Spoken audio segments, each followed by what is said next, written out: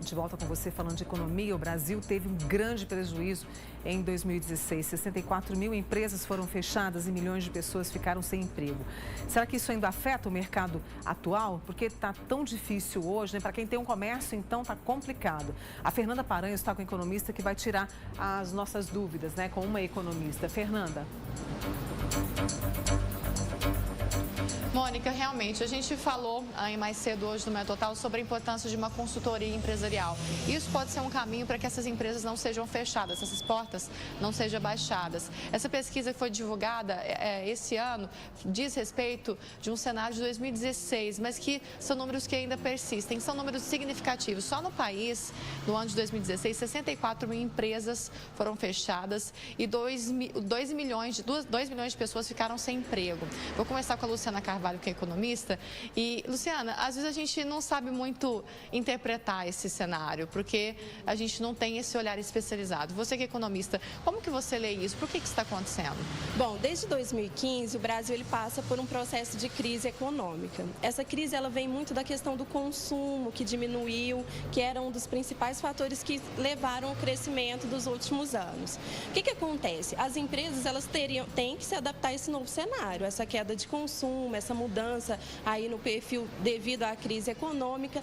E aí, muitas não conseguem se adaptar a isso, né? Não estão preparadas para isso. E aí acabam entrando num ciclo de endividamento. E esse endividamento, ele aumenta de forma significativa a mortalidade das empresas. E à medida que a mortalidade aumenta, a gente vê essas altas taxas de desemprego.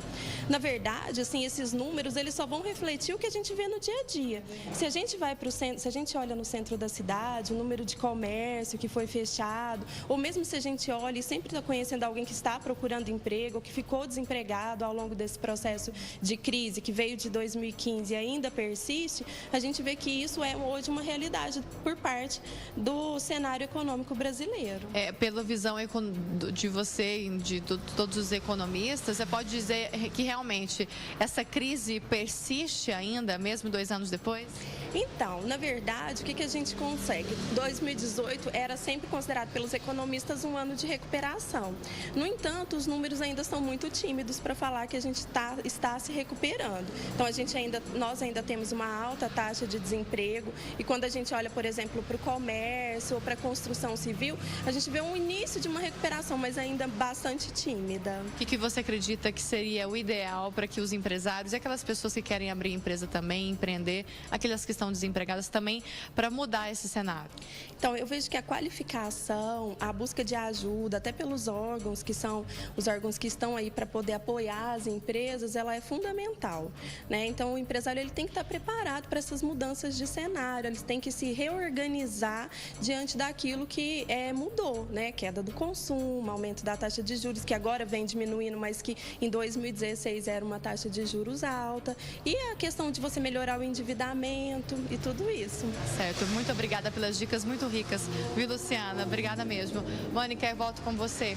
Obrigada, viu? E agradeço a Luciana. E ela tocou num ponto importantíssimo, qualificação. Acima de tudo, a gente tem que estar atrás dela. Obrigada, viu?